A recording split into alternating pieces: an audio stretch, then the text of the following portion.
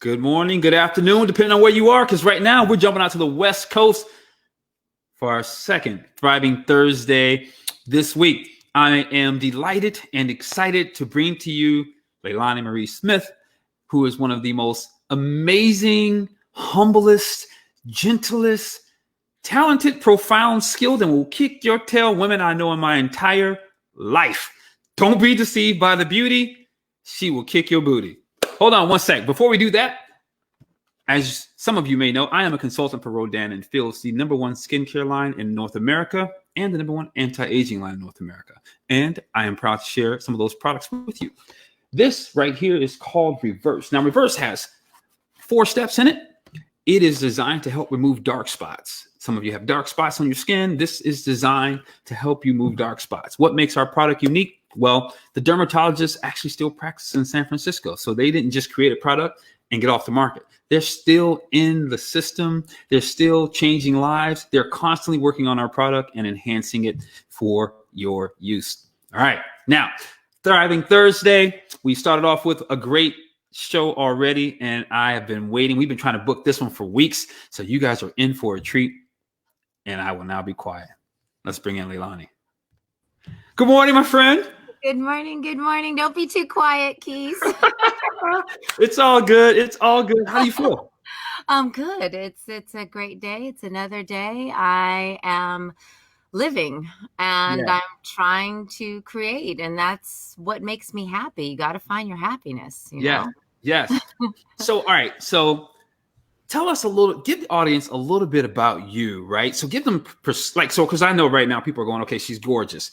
And so they have their own thoughts and perceptions, right? Because first impressions happen in 7 seconds. Now we need to bring balance to them about who you are and how you may be able to offer them something so they're not just stuck in the camera. Can you do that for us?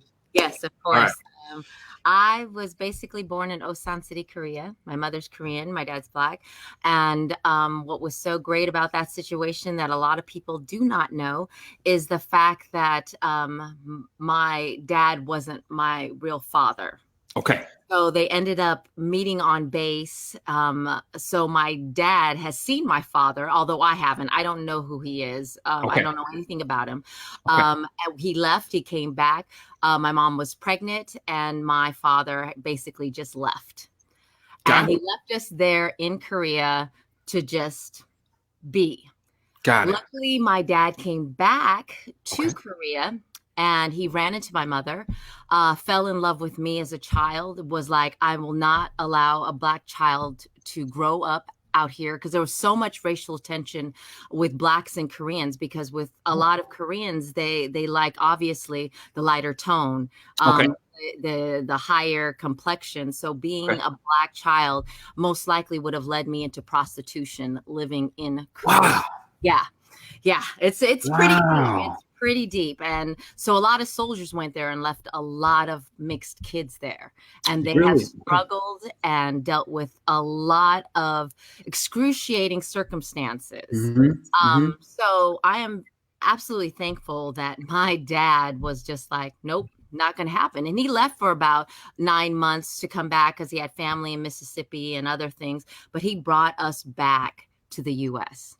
Wow, so that's where my basic story starts. So just growing up being mixed, I had 2 very strong cultures, and neither of them imposed any of their, I think, their stereotypes. Nor their I guess, extra issues that come with being of each culture. Understood. So my dad was a very strong Black man, and he had worked through to become something in the Air Force. And he knew that hard work, dedication, doing the things that you needed to do would get you there. So he never used his Blackness as a thing of saying, I can't do. He got out of Mississippi, and he got into the Air Force so that he can get out and do something better. And my mom was exactly the same way. You know, I ended up watching her being an immigrant. We used to pick, stuff strawberries in the field. Yes. So I understand this whole discussion where a lot of people are like, these immigrants, they're taking our jobs. And I'm like, they're not taking the job you want. You don't want to go out into the fields and pick no strawberries or blueberries or anything. You don't. Like that. I've done it. You do not want to. Yeah, you don't want to do it. I've done it. I've done it. It is not fun. Like, it's not fun, and they are out there. And thank goodness they're out there right now, because, our food supply, things that we need right now, wouldn't be on our shelves if it wasn't for them. So we have to be very thankful for a lot of immigrants and what they've done. That's good. So I watched that as I grew up. And then I had to deal with being a mixed kid, being, Black and Korean, which was fine. That comes with its own set of things, but you make do and you work through. And later on in life, I decided I was going to do something that was my dad's dream. When I was younger, we would watch Kung Fu films. So if I got good grades and A's and stuff, I got a Kung Fu film. So we would watch Black Belt Theater. Yeah. Okay. So I was always immersed, but we were never in one place long enough. You know that, being an Air Force brat. We moved. In 2-3 years, you're gone. Everything's uprooted and you've left that place. So I never got to do like the scholastic things that a lot of kids get to do, like, as far as, sports and staying on a team for a long time. Got it. So that thing. So as I got older in life, I was just like, you know what? I want to do martial arts. And of course, I ended up getting stuck at a school that was super hardcore. I don't know how, it's like my life is just like, I didn't go to the school where it takes you 2 years and you spend your money and you get your black belt. It took me like 8 years of getting my butt. That's right. 8 years. And it was all men. I was literally the first female black belt instructor at my school. But I'm telling you, getting on the mat with 6'4" dudes that were like 250 pounds, all muscle, just kicking you in the ribs day in and day out.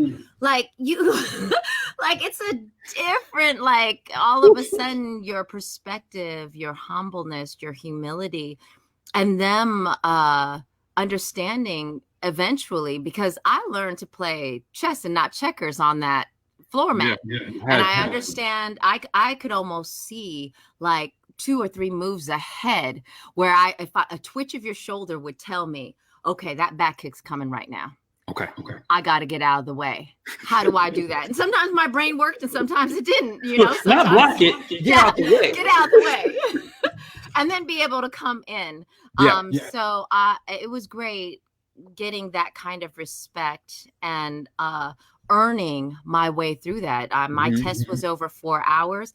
I didn't, I couldn't even, I ate afterwards and I couldn't even lift food to my mouth. I literally had to turn the food over on my plate and literally put my mouth down and eat my food afterwards, because my body was done. Hold on. You just said, so we like sports. Yeah. Maybe soccer goes 3 hours. Maybe. You just said your test in being abused, right? Because you're being abused. And you need to break the test down, because you told me a little bit about this before. For 4 hours? 4 hours. Literally, it was basically everything you learn from white belt to black belt. They called about 25 self-defense techniques out of order. You had to do all the forms that you learned from white belt to black belt out of order. You had to do all the kicks and the punches. Now, mind you, I didn't take the test 6 months before because my knee popped out of joint like a week before testing. And so, I was like, oh no, this is not going to be good. And I didn't want to put too much pressure on my knee, because I was like, you know what, this is the first major injury I've had. I'm not going to force it so that, it's an injury that's for the rest of my life. Yeah. And so I didn't, and I'm glad I didn't. But 6 months later, I'm on the mat by myself for 4 hours. There's no other person. Wow. So if I'm tired, it didn't matter. The show had to go on because I was the only person on the mat. There wasn't another person breathing heavy next to me that needed the break. It was just me by myself for 4 hours straight, just getting constantly bombarded, having to fight 3 men with knives for self-defense techniques, and then having to fight afterwards 3 more other men that are fresh, that have been sitting there watching you at spar at the very end of the testing. And then my instructor was like, okay, so we're going to give you 3 boards to break in your jumping back kick blindfolded. So I was blindfolded. I had 3 boards, and yeah, and each board represents a rib. So the more boards you break, it's you breaking those ribs, because they're about an inch thick for each one.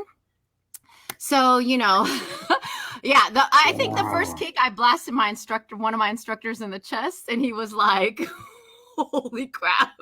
So that took a second. So learning to do martial arts and being around mostly men and not being subjugated to being like, you're a female, let's make this easy for you. You're only going to do your own weight class. You're only going to fight females. No, it was none of that. My instructor was hardcore. He was like, look, this is how you're going to train. And so I feel very confident and comfortable in any given situation. There is not much that throws me off. I'm very aware of my surroundings, and I'm thankful for my martial arts for that.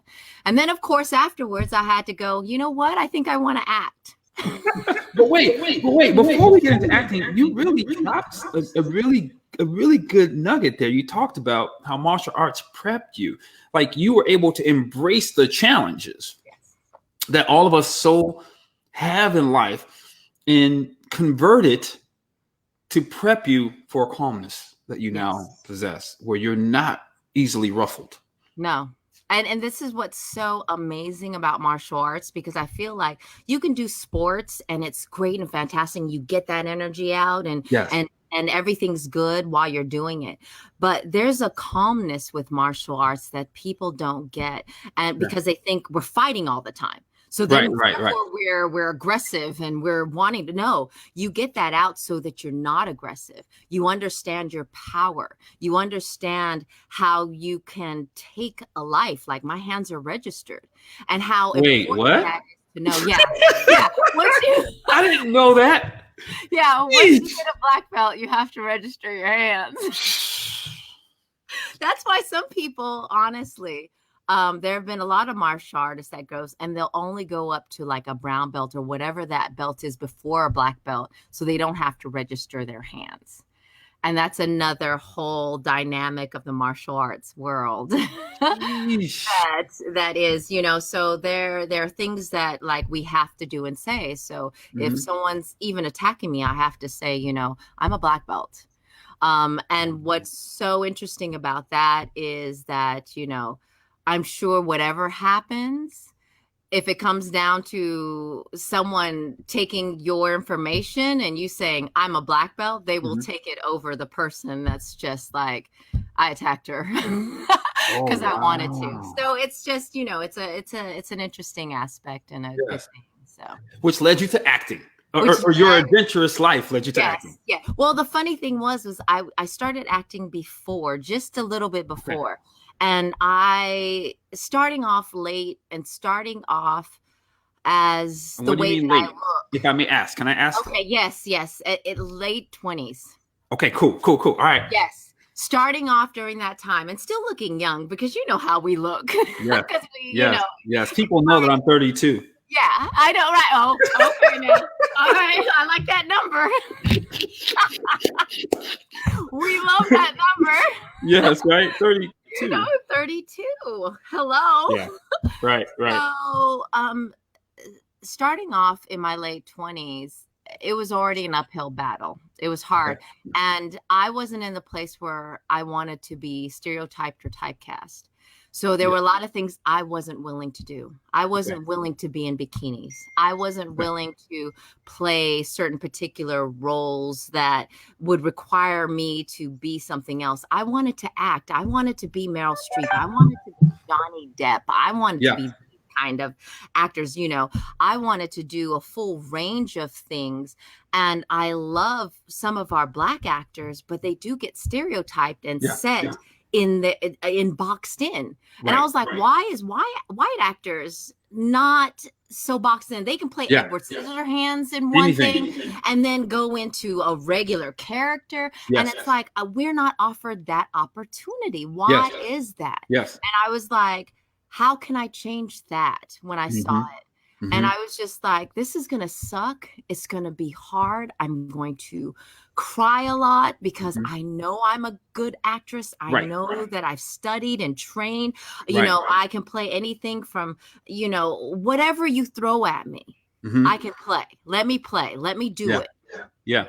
And to decipher through that and to understand that and understand what I wanted my path to be instead of, oh, let me just show up and be in a bikini and play the rap guy's girlfriend. Yeah, And be, you know, fun. You know, it is just like, no, I don't want that. And then there's this whole thing, you know, there's light skin versus dark skin in the industry. Oh, gosh. A whole nother aspect. And it's like, you know, it's just this thing where it's like I have to play the pretty I don't with no dimension, with no depth, nothing. And I can't be because of the way I look, obviously. You know, whereas in my real life, all that has made me the depth of character that I am. So why am I not being able to portray that on film? And my hands are registered, in case you didn't know. Exactly. And that's like there's something here. And the funny thing is also, even with the martial arts, you would think that would have helped me during this time. And it didn't. Being a Black woman, being a martial artist, I would go and be the only Black person at the commercial audition, be the only Black female, you know, auditioning for a particular role. And all the girls there were like kickboxers. They were, you know, they were dancers. So it was like even dealing with that aspect of level of really having an 8-year martial arts black belt, them asking to see martial artists and me not booking the job because I was a Black female martial artist. It was nuts dealing with everything all this time. And so, you know, you learn to grow from that and you go, well, what can I do then? Because I want to do this. And it was so interesting because when I first started, you know, a lot of people get in just because they're like, I want to do this and I want to be famous and I want to wear these glasses and I want to wear these clothes and I want to, and it's not that. It's like, what are you sending the message out into the world? I want Black girls to look at me and go, I can do that. I want to do that. I want to be part of that. I can be a part of that. I can be different and be a part of that. So you have these wonderful actresses that are coming out now that are that. And it's a beautiful and amazing thing to see. And I'm still waiting for my shot. So it's my what playing with us? It's slowly coming. What playing? Because you know that is a matter of perspective. You've been on the come on now. I know. You're being humble. I understand. Now, see, we understand. We were talking about this yesterday. We understand our shot, right? Like I'm on billboards and Amazon Film and whatever, but others don't understand that hunger, that drive, that there's something so much more. But like, what are some of the things you have done? Just some of the cool stuff that others would go, oh yeah, that is cool. Right. So what was great about my martial arts that did help me was even after I had done a little bit of acting, I quit and got my black belt and did martial arts. I figured I'd quit acting. And someone told me about a show and I was just like, I'm not going to do it. And they're like, no, it's on Discovery. You should go ahead and check this out. And I was just like, yeah, no, I'm not interested in any reality TV. And, you know, they ended up seeing a couple of my tapes where I was fighting men because they were actually looking for a male, like a boxer or, you know, more men that did, you know, boxing and things like that. Right. So they called me in and finally I did it. I had to go through like 3 or 4 different tests, psychological tests, all these different tests. And all the while I'm just like, I don't think I really want to do this. I'm not interested. Like, I don't think I have anything to contribute. I'm not a scientist. I'm not an engineer. It seems like that kind of show. And they were like, you know, they kept pushing the fact. And I even came down to at the very end where they were like, we want you. I was just like, I have bills to pay, so I can't do this. And they were like, we will pay those bills. We will front you the money for that. Wow. Yeah. The casting person who was beautiful and sweet. And I will never forget because she wanted me to do the show so badly. And I'm so glad I did because being a Black woman and going in and representing that was very important, I think, to the show. Yeah. And Yeah. so then, we were gone for like 60 days, eating rats, eating whatever that was inside the place. We lived very minimally, but we built like a mass water filtration system. Oh, yeah. What? Oh, yeah. Oh, yeah. What? Yeah. What? Did I see that part in the series?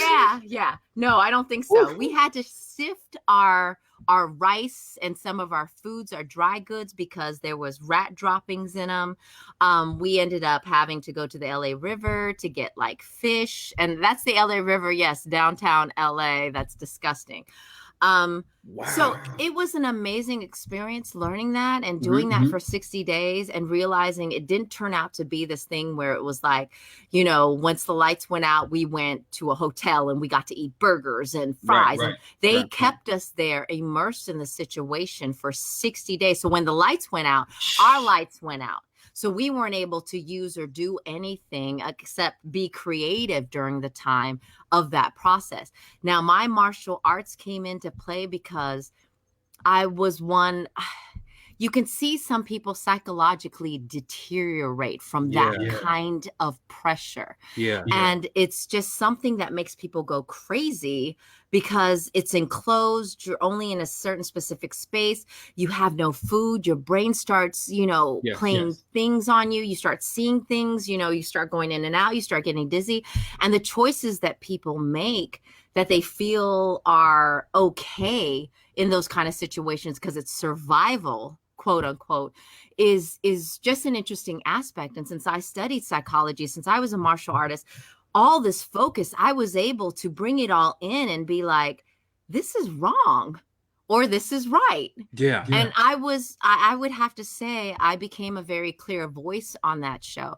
And although I was met with some hatred and backlash on the internet, because I was the angry Black woman, I was the one that couldn't voice my opinion. If anyone else did it, they were sassy, they were cute, they were all, that's who they were.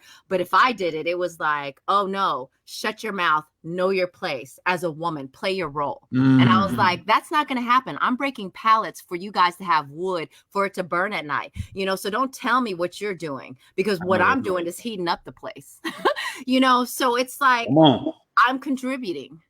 I'm a female contributor, and it was like, just having the little things like my mom used to tell me how she used to use corrugated, iron, those corrugated steel things, washboards, to washboards, yes, to literally wash. Yes. So the first week we're there, we're dirty. Like we have nothing to wash. No one knows anything. No one's washing their clothes. And I was like, put that in a tub, grab that thin little thing, and let's go ahead and scrub. And so learning that from my mom, I was able to bring that to the show. So when you think you don't have anything to contribute as a human being, you always do. When the lights go out, you got something. Yes, exactly. Come on. So it's an interesting aspect where people feel like I can't or I'm not, and I don't have it, and you do.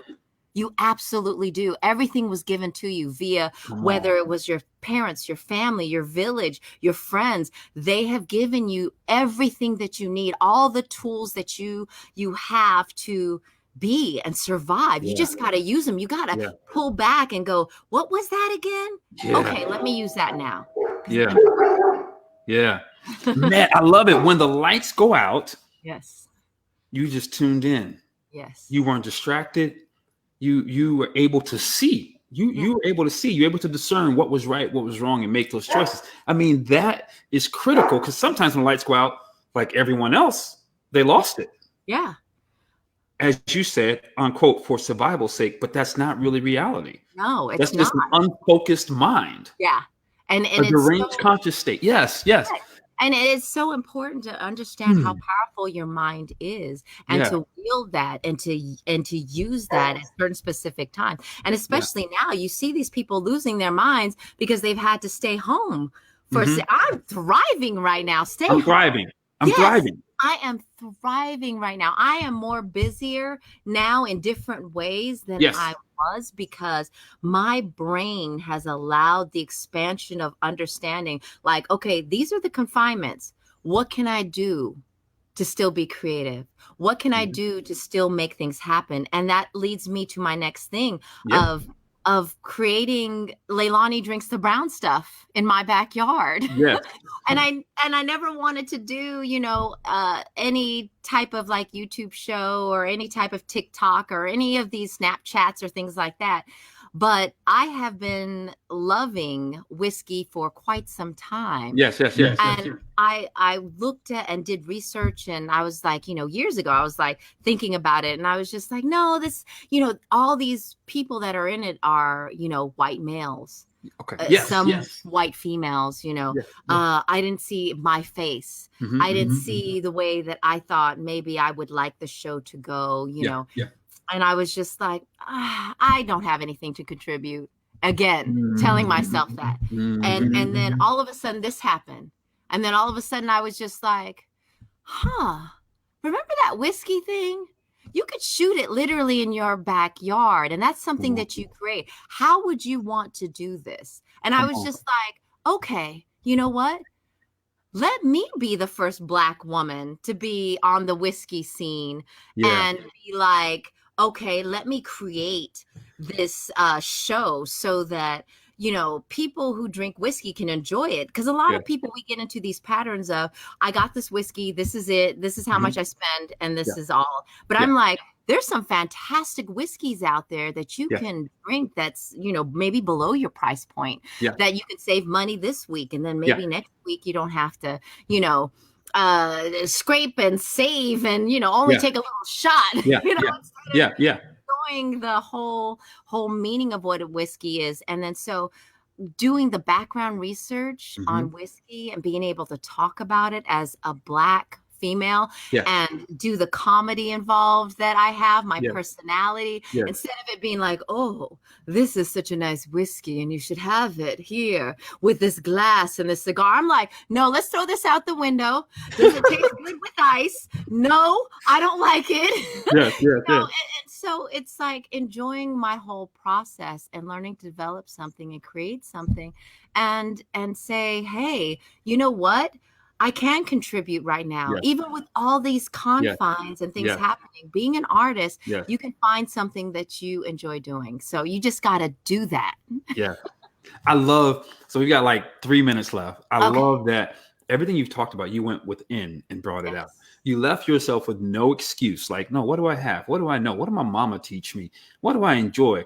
And you created. What you didn't share that most people don't even know is before you got to Leilani Loves the Brown Stuff, you were doing your own short films on Instagram. You weren't waiting for an opportunity. You were creating your opportunity, which prepared you for now something where sponsorship can come in, where people can follow. There's a whole level of interaction because you went within. Yes. And what's so fantastic about being artists and creatives, that, Marquise, is just understanding that some people make it. It's just easy and fast for them. Right. And it, you can't look at that and go like, why did they make it and why not me? Yeah. You have to go, it is going to be me and it's going to be different. Sometimes the process grinds you out to be such a diamond that when the time happens, it explodes on a level that you never thought about. So some people get it fast and everything's good and they get into their thing and they get comfortable. Whereas you learn to be hungry. So my acting, all this stuff, I end up pulling things and doing different things because when that opportunity comes and they wanted a white girl to play this character role, I can be the Black girl that played the character role. Or you can be the woman that they were looking for a man to. What? Don't. Exactly. Come on. All right. So we got like a minute and a half. And I need people to be able to know how to follow Leilani Drinks the Brown Stuff and all your other work. So please share that. All right. So please go to Facebook, Instagram, or YouTube, and you can go to Leilani Drinks the Brown Stuff. It will come up. It'll pop up. And it's basically a whiskey show from about 4 minutes to 8 minutes discussing the whiskey of the week. I'm telling you, it's funny. It's lighthearted. I think you'll get a good laugh at me with me, but you'll enjoy the show. And then you can also go to Leilani Marie Smith at Instagram or Leilani Smith on Facebook, and you'll get all that information there as well. And, I so appreciate this, Marquise. This was my pleasure. And beautiful. And I do appreciate it. I always think I'm not where I want to be, so I don't want to discuss it too much, Yeah. because who am I to discuss it? But it's always nice to allow people to see your struggle and to see where you're at and to see the work that you've done to get where you're at. Yeah. And to understand that even though there's a ways to go, you're getting there and you're getting closer. Yeah. And in the last 15 seconds, I just want to say, you know what? For where you are, you actually mentor me. I study and watch your work, and it's helped me in my career. So thank you so much. Thank you, Marquise. Thank you so much. Hang out. We're going to say goodbye. All right.